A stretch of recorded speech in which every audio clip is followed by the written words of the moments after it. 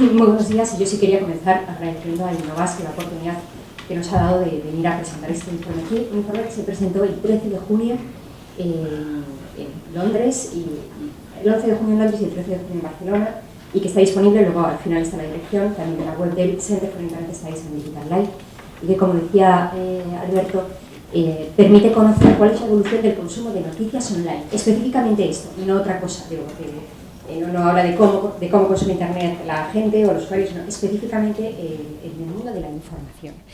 Y respecto a este informe, es un informe realizado por el Reuters Institute for the Study of Journalism de la Universidad de Oxford, del cual somos socios académicos en España para este estudio, junto con otras empresas, Google o France Telecom o la BBC en toda Europa. El estudio se ha realizado en 10 países, podéis ver en la pantalla, España entre ellos, Estados Unidos, Italia, Dinamarca.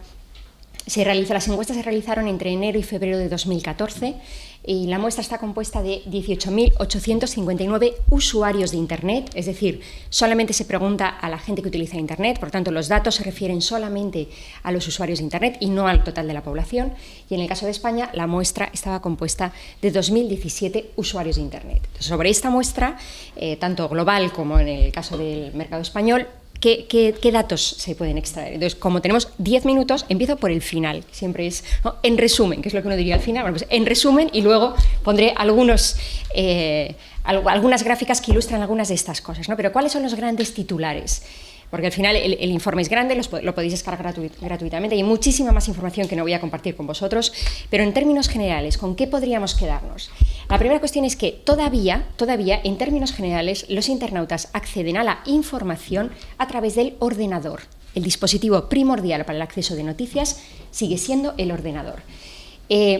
Otro titular es que cada vez utilizamos más fuentes para acceder a esas noticias, y por fuentes entiendo no solamente las páginas web de los diarios o de las radios, sino que también redes sociales, apps, ¿no?, distintas formas de llegar a esa información. Cada vez se diversifica más el modo de acceder a la información.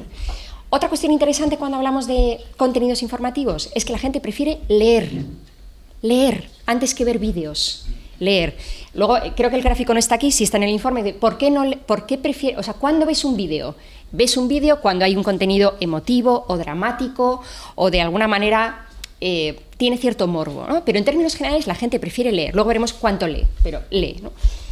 Otra cuestión es que tendemos a compartir y a opinar respecto a las noticias. Compartimos las noticias en redes sociales, tendemos a contribuir en los foros, en los comentarios a las noticias en los medios. Hay mucho movimiento en torno a las noticias. En la mayor parte de los casos, y veremos que esto no nos distingue del resto de países, gratis, se tiende a pagar poco por las noticias online.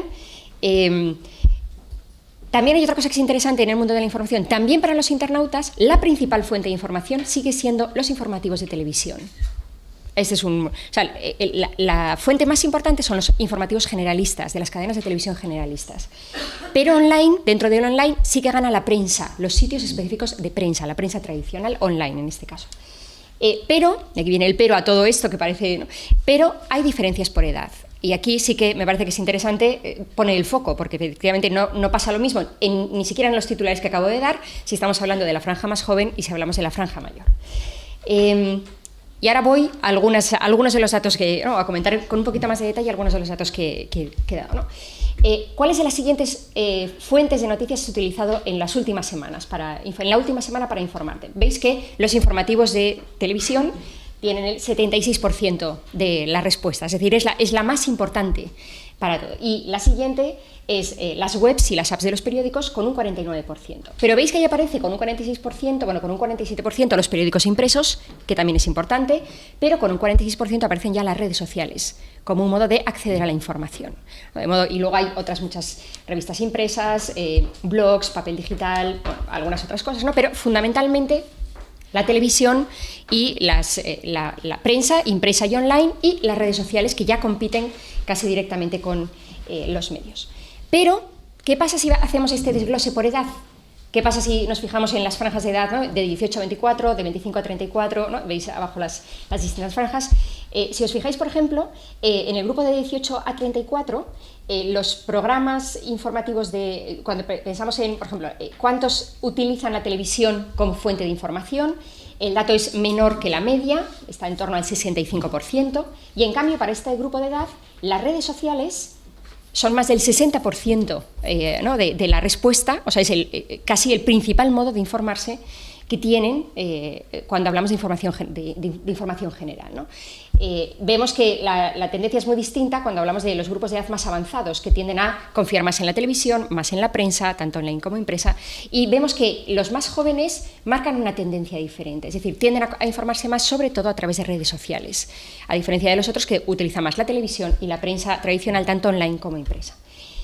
Dispositivos de acceso. ¿Cómo acceden a la información? Bueno, pues en términos generales, y aquí la pregunta es doble, por un lado es ¿cuándo has utilizado por última vez este dispositivo y cuándo lo has utilizado para informarte? Entonces, el ordenador vemos que se utiliza habitualmente, el que más se utiliza claramente, o casi, ¿no? Casi tanto como el ordenador, aquí la cuestión tendrá que ver también con la cuestión del trabajo, ¿no? En qué medida se utiliza el ordenador para el trabajo, ¿no? Pero 77-78% compitiendo ahí claramente el dispositivo móvil frente a ordenador.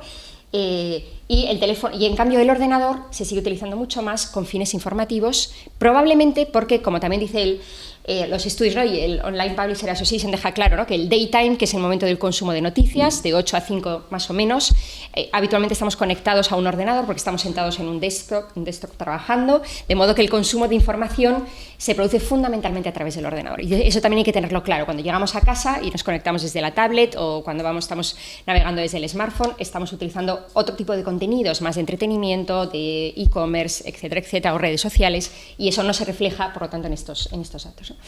De nuevo, la distinción por edad es clara, ¿no?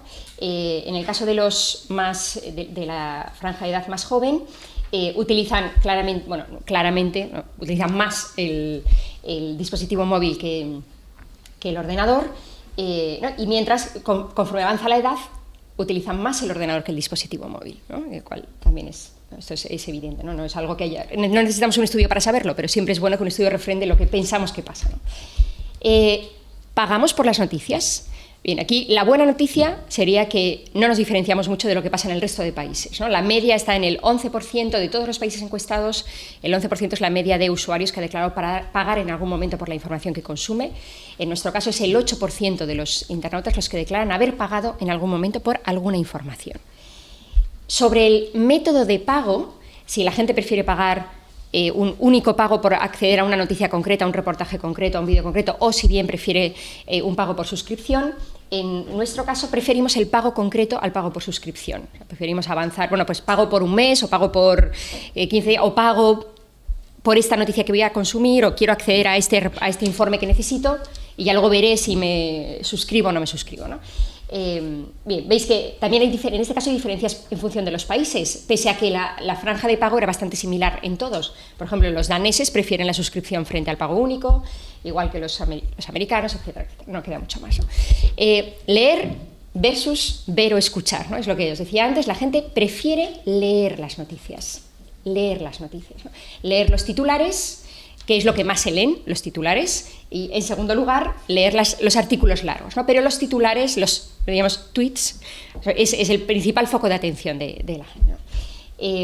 Y las noticias se leen, ¿no? Prefiero ver artículos a leer noticias, dice el 38% prefiero leer artículos a ver vídeos, dice los usuarios. Antes os daba una de las razones, ¿no? Esto quizá, bueno, luego diría una cosa más, ¿no? Y la última cosa, que en este caso es particularidad propia de nuestro mercado, es el único país donde las firmas de los periodistas atraen más que las marcas de los medios.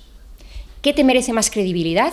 Entonces, si sumamos los porcentajes, a la gente le atrae más la firma de un determinado periodista que la marca detrás, o sea, la marca del medio detrás de ese periodista. Entonces, esto es algo que también los medios pueden utilizar, sabiendo que algunos de sus columnistas o de sus reporteros pueden tener un protagonismo y una capacidad de atraer usuarios que luego puedan monetizar, como decía antes.